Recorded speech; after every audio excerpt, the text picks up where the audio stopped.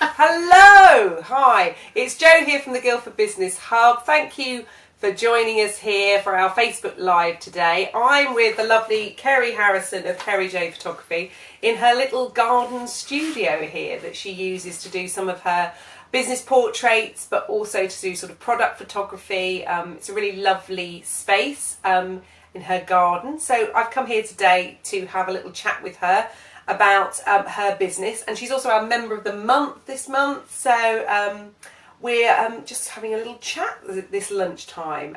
So I've got a few questions for you. Okay. So really, what was it that sort of started you off as becoming a photographer and starting your own business that way? Okay, so I learnt photography at age 16, and that was so long ago that I learnt on film in a dark room with chemicals and everything.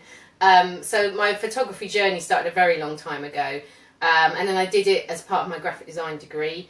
I then was a graphic designer for quite a few years, until I had my kids really, and I was just doing more and more photography of my own children, and was getting more and more kind of responses from other families. I started photographing other families just for fun, and alongside that it was becoming tricky in terms of juggling my role as a senior graphic designer with kids really. I had 2 kids by then, so it was kind of a combination of wanting to retrain in digital and do something different that was more flexible for my kids, but also wanting to really push my obsession with photography into something that could make me money.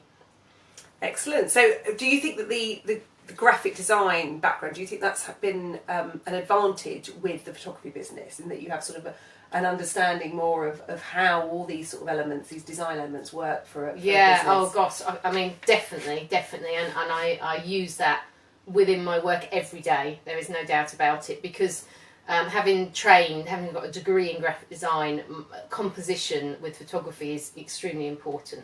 And so, yes, my graphic design skills get used all the time, and I think it kind of gives me another skill level to offer clients, actually. I suppose you get that whole overall branding thing, and how obviously photography fits into that, but how it sort of fits into a bigger sort of design and brand brief. Absolutely. So coming from that background, and having worked in a design studio for so many years, I'm not marketing trained, but I've got quite a strong sense of brand marketing, how it all ties together, how photography can enhance it. So I feel that kind of gives me quite a good skill set to be working with other businesses in terms of business photography.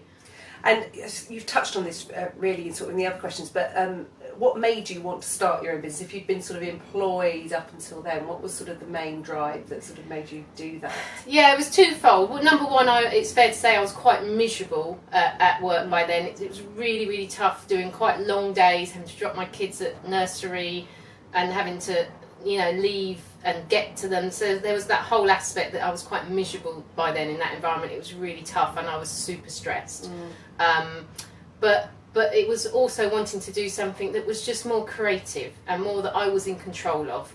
And also my husband had started his own business a couple of years before as a carpenter, so I kind of could see the benefits of being your own boss, really. And how is it being self-employed? Because that's always an interesting one. Yeah, people thought I was insane, definitely, when I quit my well-paid job as a senior designer to when Paul was already self-employed. Yes, it's got its, like everything in life, it's got its benefits, it's got its downsides. So sometimes it feels like it's a absolutely massive juggle, and we pass like ships in the night because he's going off to price a job and I'm going out on a shoot and stuff like that.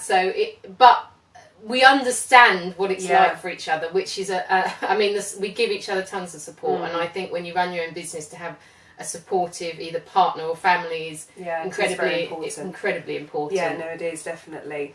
So what would you say has been the biggest challenge of running Kerry Photography? Or are there many? Or oh yes, there's loads, isn't there? There's always loads for any business. The biggest challenge, I would say for me personally, has been getting my pricing right.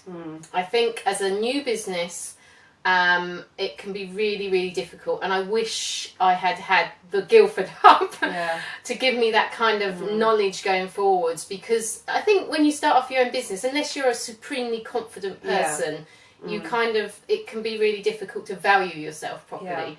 And I think that's what I struggled with definitely the most. And I made some clangers in that first year of totally undervaluing myself and just, I can't even tell you some of the clangers. So it was a very, very steep learning curve in terms of pricing. Although I knew my stuff with design and photography, it was definitely the business side. You know, you kind of assume that you'll just be really good and that means you'll just get lots of good work. And of course we know. I think it is. It's a common thing with a lot of businesses that, you know, obviously you're really good at what you do. Yeah. And we sort of all think, oh, that's going to be enough, you know, because I can just get out there, people will know about me, and oh yeah, you know, I can tweak all of that. But actually, sort of getting some of those core business skills to start with can save you a lot of headaches along the way. It's interesting you say about the pricing, because we had the pricing talk at Guildford, which was really useful to go through just some of those, again, sort of a process and a way of doing it. And I believe Chris is doing that talk again at Farnham, so it was a really useful one. Very useful. It's hard, and also for me personally, I am quite a confident person in my own sort of space, but actually to get myself out there and start pushing myself out there and actually saying, hello, here I am, I'm quite good. I found that personally quite difficult, and I've met lots of other business women particularly seem to struggle with that. I think it's finding your way of doing it as well. There's, you know, everybody's different in their style and their approach to actually selling their services and pricing their services, and it's finding the way that you're comfortable with, but that's effective as well. So it's a tricky one to start with. So what do you love most about running your business? The feeling of personal satisfaction when I know I've made a massive difference, either to I've brought beautiful images. It could be to a family, it could be to a business, or obviously with my teaching. I love when I see people having aha moments. So yeah, definitely personal kind of satisfaction in what I do, and then I see people using the images, and that is it's really really nice. It's very satisfying to see it and see it make a difference as well. Yeah. You know. Oh no, well I've certainly. I mean, obviously you did photos for me for the Guildford Hub earlier in the year, and I've had, you know, lots of people just out of the blue have messaged me to say, really love the way that you use your images and really love what you do with them. So, you know, it really does make a difference, and people do notice it. Yeah. It does stand out because it's you and not just something generic. So yes, you mentioned about your teaching. So you actually run courses as well as doing actually photography for people. Yes, I run photography workshops aimed at different sort of groups of people. So I do one for people that love their camera phones and want to know how to use it better and be more creative with it. And I run ones for parents who want to take better photos of their children.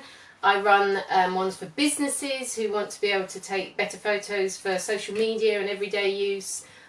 Yes, but they all kind of have the same underlying premise of that, you know, it's just the camera is a tool, and you know, you can be creative with it, but you just need to kind of learn a few things to be able to do that.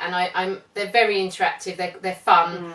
And you get good chocolate brownies as well. That's a good selling point. Always. Because I've obviously done the phone one earlier this year, and I did do your main one. I don't use a proper camera very much because a lot of my tough stuff tends to be on the fly. But it was really useful to learn that sort of detail, because it does then transfer into any image that you take, and actually just using any images as well, and knowing what works and why it works is very, you know, it's very useful. And I love all the psychology of images. I'm really interested in that element of it and why images draw people in, and I'd like to expand definitely the business workshops in terms of perhaps, you know, offering after you've learned how to use your camera better, you know, like then start learning about what sort of image you would choose and why. So I'm kind of really interested in the whole psychology, because certain images work really well and certain images don't, and there's a psychology behind all of that. Yeah,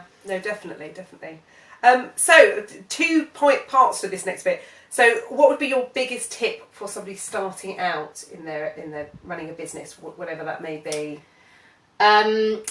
I think the thing that I never ever did, because I didn't know about it, is to the first thing you need to do is think about who you're aiming at. So your customer avatar. So at the Hub we talk loads about customer avatar. Every week it comes back Every week it comes up. It's incredibly Yeah. important. I'd never even heard of a term like that, you know, and I wish someone had sat me down and said, actually, you know, who are you aiming this at? And I think until you have a clear idea of who you're aiming your business at, you're always going to flounder. And there's a very common kind of rookie error I think that people make just through not knowing about sort of customer avatars, is they try to appeal to everybody. Okay, and while you appeal to everybody, it's never going to work because you know, you need to kind of have a real clear vision of who you want to appeal to. I think it's really tricky when you're starting out because you feel like it's going to limit you, and you feel like, well, I can provide services or I can provide these products to anybody, and it is that sort of, it's quite a scary thing thinking, well, if I'm aiming it at that person, am I not limiting? But actually, it sort of opens it up even more because you're sort of getting the right people at the right time, and it makes all your marketing and your communication so much easier because you've got that person in mind that you're communicating with. And I think, I think it took me a while to get my head around that as well. Because I thought, well, why do I need to do that? But when you do, it really does make it makes a huge difference. So I think that'd be my top tip for starters. And so you've been running your business now for how many years now? 6.5. About the same as you, actually. Yeah. Isn't it? So it's what would you say are your main tips for people that are wanting to grow their business in whatever way, shape, or form that may be? Okay. Well, I'm definitely still learning on this one myself, and I found the Hub very useful with that. But I think you need to define to yourself what your terms of growth are and what your terms of success are. Yeah. Because I think there's this massive assumption that success is, you know, like having a big company and money, employing loads of people and actually that isn't necessarily. Perhaps success to you is to be able to be flexible with your children. Obviously we all want to earn money, and if you're I always think, I say to people, if you're not earning money, then it's just an expensive hobby. So, you know, but money aside, I think your kind of personal goals, they don't have to be these giant multinational corporation goals. So I think when you're a few years down the line like we are, you need to really define, I think, at that point, where do you want to go forward, and what is success to you, and what is growth to you? Yeah. No, I think you're quite right there, and I think it is. I think we do, as you say, like success and growth. It means different things to different people, and that's fine. Yeah, and you can't get sucked into someone else's vision of success and growth. And it's really easy to do that actually on social media. Yeah, definitely, it's really easy. So finally, we're going to be doing a workshop on Instagram on Monday. So you're going to be looking more at sort of how you can use the images and good practice there as well. I'm going to be looking sort of more probably at the technical social media side of it. But what would be, if people are thinking of using photos for their business, what would be your sort of top tip for them to actually use them well? Well, without trying to blatantly flog my own workshops, is basically learn how to get the best out of your camera. Camera phones are fine for social media. In fact, they're brilliant for social media because you've got them all the time. You can really make it personal. But what I see quite often is people not really understanding quite how a camera phone works and then blatting a filter on top of it. Which, don't get me wrong, I'm not anti-filters, but if you just knew even like a smidge about how a camera phone works, you would be immediately able to not have to filter everything up to the max because you'd have some kind of understanding. So that's kind of from a practical point of view. But in terms of kind of brand point of view, you need to make it personal. You need to kind of bring, you know, people like stories. People respond to visual stories. So, you know, start thinking about how you can do visual storytelling. No, it's good, and the courses are, you know, I'm not on commission, but the courses are really good, and they are, you know, they're a good way of meeting other businesses as well, and you do learn from each other. And I really liked on the business course where we all brainstormed at the end of the day about how we could potentially use images for our business, and actually got some really good ideas from the other people as well. So when are your next courses coming up? Well, no, I can't remember off the top of my head, but I can put it onto the Guildford Hub group. That would be really good, and we can share those out because they are worthwhile. Sort of end of October coming into November now. Excellent, that's good stuff. So yes, we've got an Instagram workshop on Monday at the Hub. There's lots going on at the Hub at the moment. We're moving to a new venue on Monday. We're going to Bar Kokomo. which is opposite the Yvonne Arnaud Theatre in Guildford. It looks like it's going to be a really busy morning. We've got a lovely lady called Sophie coming in to do some lovely sort of continental breakfast for us. I chatted to her this morning, and it was making me feel very hungry talking to her, and she's very much looking forward to meeting us. And yeah, we've got lots of other things coming up. So all of our events will be there for the foreseeable future at Bar Kokomo every Monday morning from 9 o'clock. The talks start at 10, but we meet beforehand just to sort of chat and get to know each other a bit more and about each other's businesses from 9. We've also got an event next week called Curry Business, which is basically a curry evening. We're going to the Malonco on the Epsom Road in Guildford. And you can join us for a curry. Again, meet other businesses. You don't have to be a Hub member to come along. It's open to any local business. But also a proportion of the fee for the curry is going to disability challenges. So it's actually also doing some good as well. So it should be a good evening. I've been to a few before, and they are good fun. And finally as well, we're also starting to run some courses using some of our Hub VIPs. So myself and Hub VIP member Tom Gibbons next month are starting a course on sales in your business, which I know can be an area that a lot of us struggle with, that we feel uncomfortable selling our products and our services. But as we've sort of talked about, it's finding your way of doing it, finding your voice and finding those customers that are going to connect with what you're doing. So we're going to be going through how you can develop a process around that makes you feel comfortable. I'm going to be talking more about how you can use social media and sort of content marketing to actually add value to your sales process and sort of really get to know your customers. So it's a really good confidence building workshop, and there's lots of support and lots of practical tips that you can actually put into your business. So if you'd like more information on that, then do get in touch. But yeah, we'd love to see you on Monday at the Hub. So thank you very much, Member of the Month, for coming and doing this interview. We'll save it onto the page, and yeah, look forward to seeing you soon.